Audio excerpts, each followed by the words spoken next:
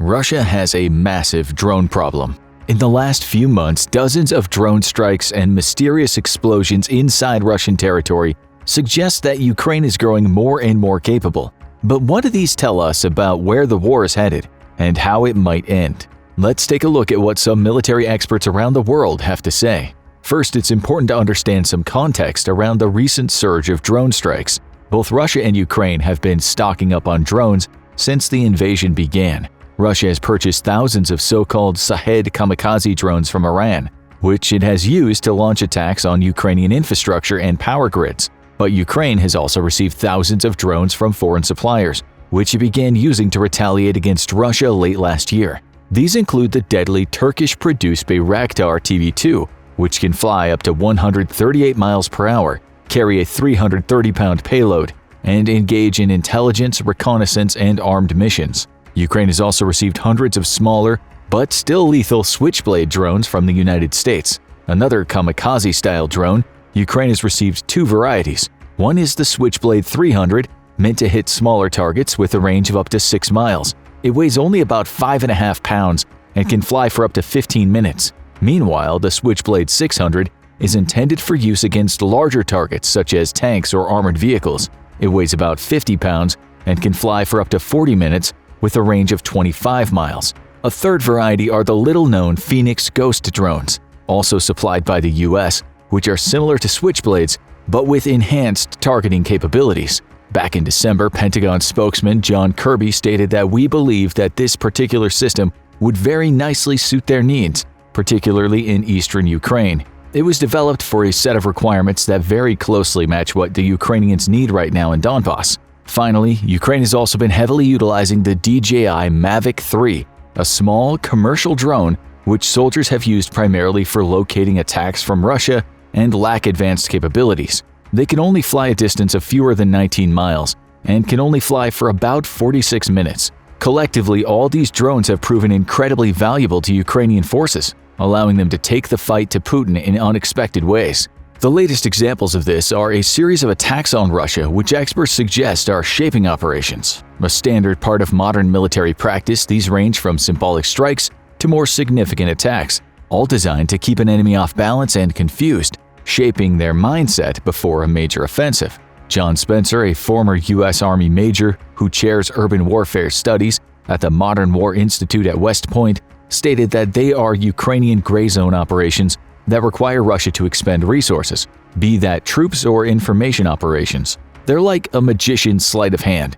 They deceive the viewer and force his attention elsewhere. Drone strikes have become a major part of this strategy by demonstrating Russian vulnerability and sowing confusion among commanders and soldiers alike. In May, 2 drones exploded above the Kremlin itself, with several more blowing up above Moscow later that month. Mike Martin, a former British Army officer and author of How to Fight a War, recently said, "The idea is to create a lot of dilemmas for the Russian command structure, and that Ukraine is using the Russian playbook against Russia."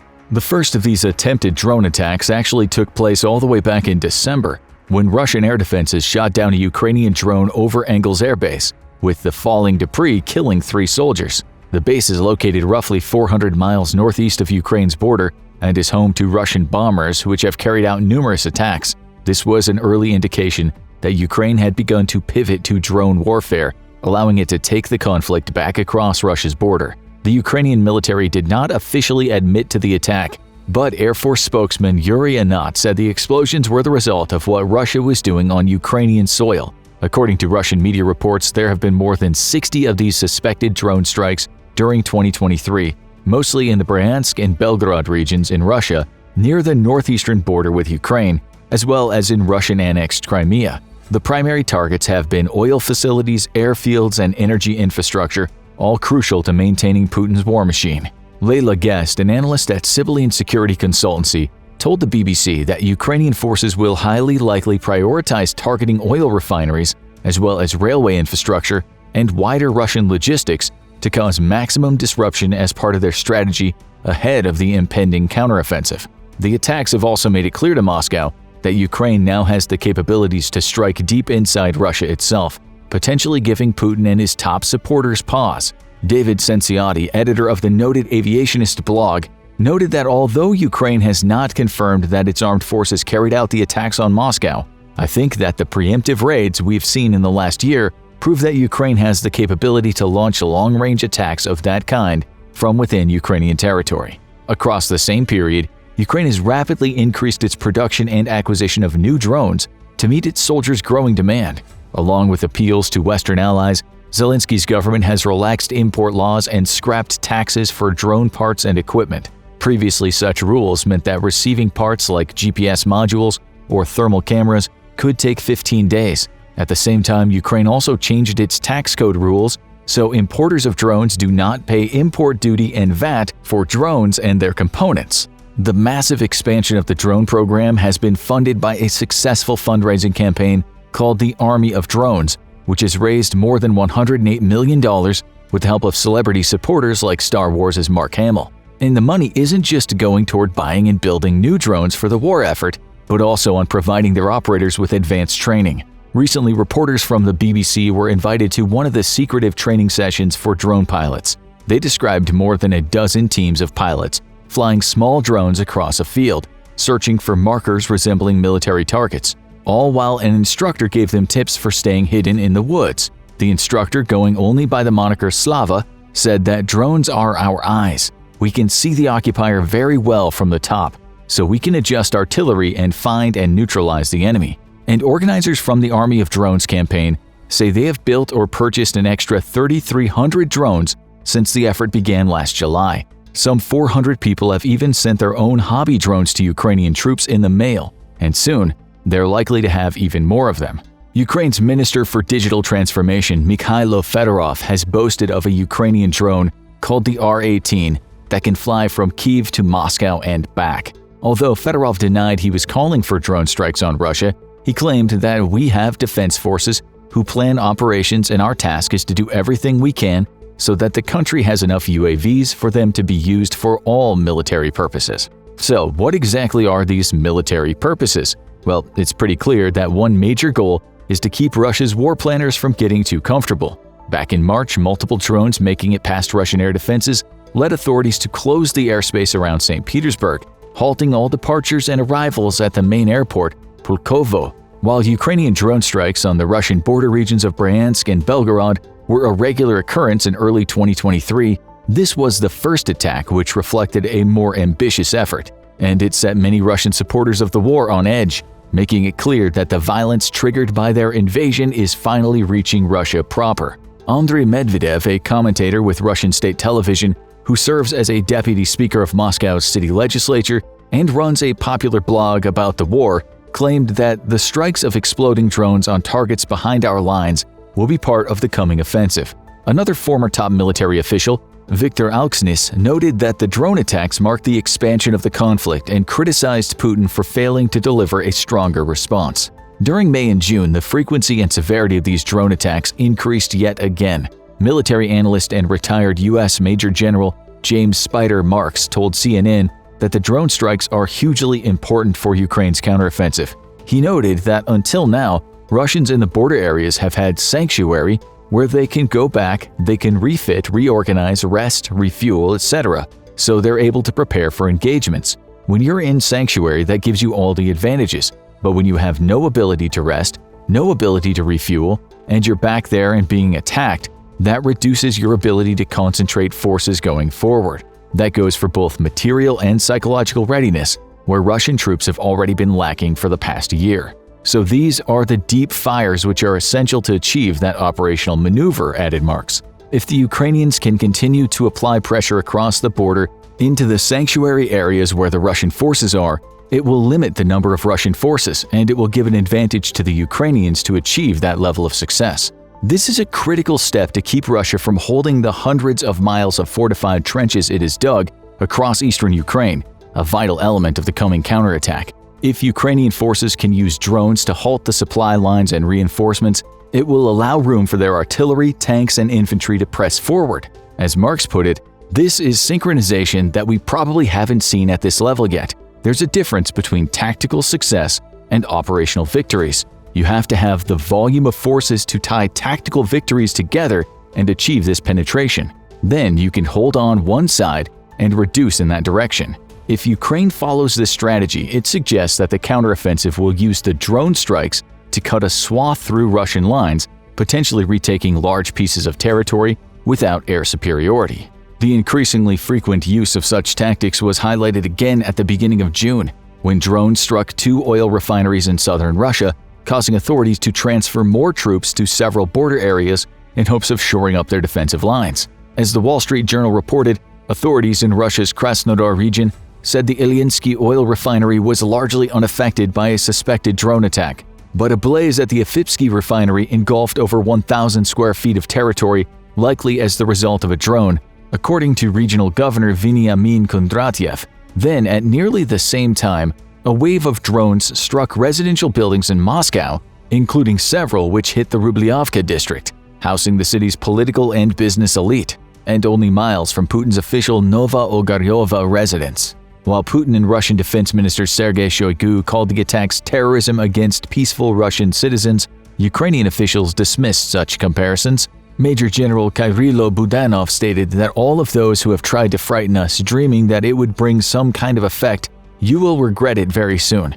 We won't make you wait for our response. All will see it very soon. While casualties were low, it's likely that Ukraine is using its inexpensive drones to test out Russian air defenses for future action. Russia's defense ministry said the attack used 8 fixed-wing drones, 5 of which were shot down by its Pantsir air defenses. 3 were deflected from their targets by radio-electronic defenses. Still, Moscow is some 280 miles from the Ukrainian border, meaning that the drones were able to move undetected for significant periods of time. Western officials say such attacks are a strong signal that the conflict has veered away from any scenario desired by the Kremlin.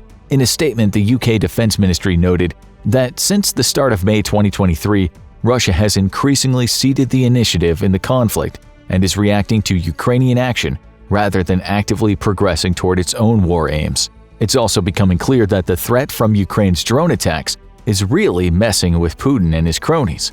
In a televised address, he boasted the Russian air defenses had been effective, but also that they had some room for improvement. Others were far more direct. Yevgeny Prigozhin, head of the Wagner paramilitary group, criticized the Russian Defense Ministry for failing to keep its citizens in the capital safe, posting on Telegram that, "You've done nothing to attack. Why the f*** have you allowed drones to fly into Moscow?" Other cracks began to show among public supporters who Putin has relied on to maintain support for his disastrous invasion. A top pro-war Telegram blogger who goes by the handle Rybar raged that if the goal of the assault was to stress out the population, then the fact of Ukrainian drones appearing in the skies over Moscow has done enough of that already. A senior anonymous Ukrainian official seemed to confirm that psychological distress was the main objective of any operation that might be taking place, stating that a successful offensive starts with a successful psychological offensive. There, Russian morale is not at its highest level, and their borders are not impenetrable. It also seems as though Ukraine's drone strikes are meant to make the general Russian population feel fear and discomfort, similar to what Ukrainians have dealt with for the last year. One attack on a power station near the Ukrainian border left days-long blackouts in 2 Russian villages. By doing so, Ukrainian operators may also hope to expose residents to even more Russian government incompetence, as local authorities struggle to repair damage to the substations. Yet the Ukrainian strategy may prove to be something of a double-edged sword. Western officials remain very nervous at the prospect of Ukraine striking inside Russia itself and potentially escalating the conflict.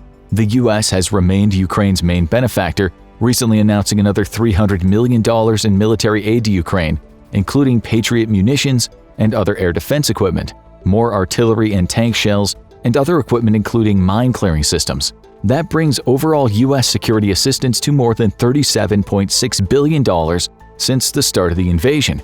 But as reporters from the Wall Street Journal have pointed out, continued attacks inside Russia, if carried out by Ukraine, threaten to raise tensions with Washington, which has urged Kyiv not to carry out strikes on Russian soil or potentially discourage the transfer of more advanced aid by other Western partners. This is a sentiment echoed by U.S. officials themselves, who have stressed that their weapon transfers are intended only for defensive operations. White House Press Secretary Karine Jean-Pierre recently told reporters that we've been gathering information about exactly what happened. We do not support attacks inside of Russia, period. At the same time, however, She also noted that the Biden administration remained committed to providing Ukrainians with the equipment and training necessary to retake their own sovereign territory. Authorities from Germany, another of Ukraine's major Western supporters, offered similar concerns. One senior German official told the Journal that the drone attacks raised major concerns about the potential supply of weapons, such as Taurus missiles, to Ukraine. Such long-range weapons would make it even easier for Ukrainian forces to strike at Moscow, which Germany has said it does not want to happen.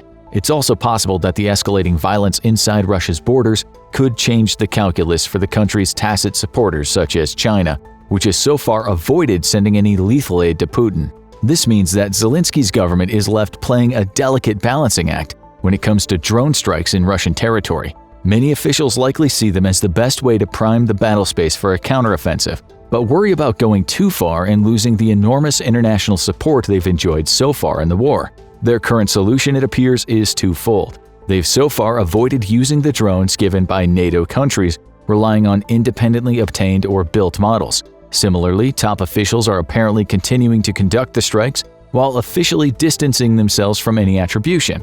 Ukrainian presidential advisor Mikhailo Podolyak, for instance, publicly denied that Kyiv was behind the attacks. In an online interview, he stated that, "We certainly enjoy watching and predicting more attacks, but we certainly don't have a direct involvement." Ukrainian Air Force spokesman Yuri Ignat also dismissed the official allegations, claiming that these are their internal problems. They'll have more and more such problems. A spokesperson for the Ukrainian security services told the press that "we will comment on the instances of cotton only after our victory," he said. Quoting the head of the security service Vasyl Malyuk, the spokesperson added that regardless, cotton has been burning, is burning, and will continue burning. Cotton is a common Ukrainian slang term for explosions. It seems as though Ukraine is likely relying more heavily on covert measures in order to distance themselves from the attacks and also avoid Russian air defenses. According to a recent investigation by CNN, U.S. intelligence officials believe that Ukraine has cultivated a network of agents and sympathizers inside Russia, working to carry out acts of sabotage against Russian targets, and has been providing them with drones to stage attacks. These espionage agents may have been behind many of the more improbable drone strikes, such as those on Moscow, acting from deep inside Russian lines. One European intelligence official told reporters that because the Russo-Ukrainian border is so vast and difficult to control, it is an ideal location for smugglers to operate. "You also have to consider that this is a peripheral area of Russia," the official said. "Survival is everyone's problem, so cash works wonders." It's unclear exactly who is controlling the funding and operations, but it is most likely being managed indirectly through Ukrainian intelligence agents without requiring constant authorization by Zelensky to preserve deniability.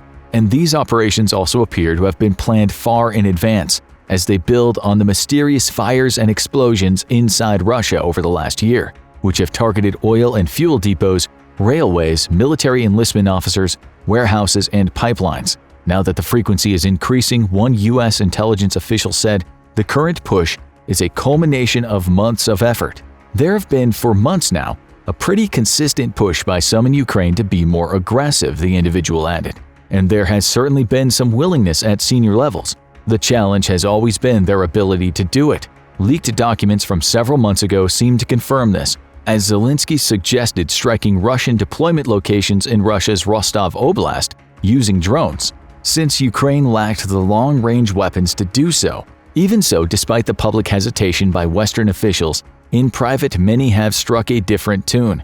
Some related that they believe the cross-border attacks are a smart military strategy that could divert Russian resources to protecting its own territory. Others have been more overt with their praise, such as UK Foreign Secretary James Cleverly, who told reporters that Ukraine has the right to project force beyond its borders to undermine Russia's ability to project force into Ukraine itself.